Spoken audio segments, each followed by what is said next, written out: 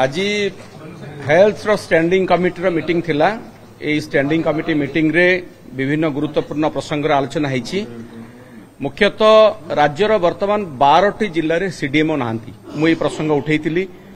Doctor नाहांती आमे शुनिथिलु, nurses नाहांती आमे शुनिथिलु, किंतु प्रथम थर पय आमे देखुछु नुआ सरकार रे 12टी जिले में सीडीएमओ नाहांती। 5टी मेडिकल कॉलेज रे आइदर प्रिंसिपल कम सुपरिटेंडेंट नाहांती नहले डीन नाहांती।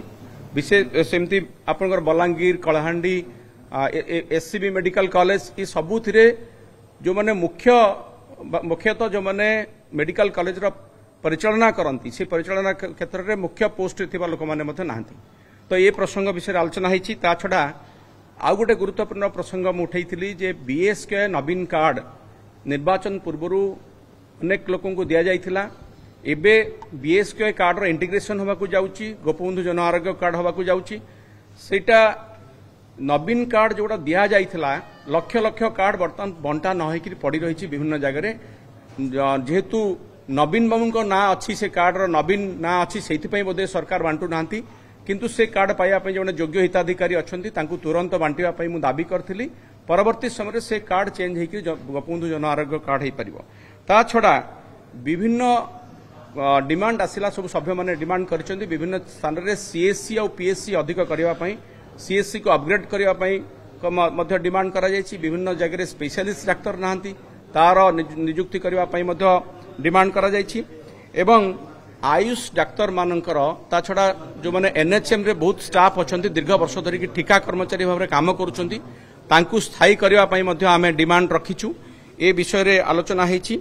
एवं जो आउ गोटे गुरुत्वपूर्ण डिमांड मु रखी, जो एएनएम माने कोविड समय रे डेडिकेटेडली काम करथिले, विभिन्न जगह विपद संकुल अवस्था रे काम करथिले, हमको सर्विस देथिले। से भली किछि एएनएम मानकु सरकार निकट रे डिसएंगेज करछंती, कार्यरु बहिष्कार करछंती। मु डिमांड रखिथिली सेमानकु स्थायी कर्मचारी भाव में नियुक्ति दिया जाऊ। एवं बालेश्वर रो जो एम्स रो सैटेलाइट सेंटर अच्छी से अव्यवस्था अच्छी, 7 दिन ओपीडी रहिबा कथा सेगुड़ा करा जाऊ नाही। बर्तमान भी 2 दिन रो ओपीडी चलची, ताकू सरकार राज्य सरकार केमती चाप देबे, सेठी केमती 7 दिन जाक डाक्तर जीवे, स्पेशलिस्ट जीवे। बालेश्वर रे गोटे आयुष हॉस्पिटल कथा मध्य निर्माण चलची, से दिगरे समस्या अछि। एमती बहुत समस्या विषय आलोचना करा जाय। देखंतु आपण माने कहि परिबे नवीन बाबू को लोकप्रियता आज को स्तर रे अछि। बहुत लोक एबे भी पछताउचंती, से माने रिग्रेट करूचंती जे बिजु जनता दल को से माने वोट देई नाहंती बा नवीन बाबू को आउथरे मुख्यमंत्री भार पाई नाहंती। मु तो कहबी आज जदि ओडिसा जेकोसी जगह उपनिर्वाचन हबो बा पुणी थे निर्वाचन हम विजु जनता दल बहुत संख्या गरिष्ठता आसब और पुणी थे सरकार कर। समीर बाबू जानी ना सी जातु गाँ गहली को बर्तमान जो पदयात्रा होची से पदयात्रा हजार हजार लोक बिना निमंत्रण रे बिना अरेंजमेंट रे आसुचंती आसिकी भाग नौ नवीन बाबू को झुरुचंती।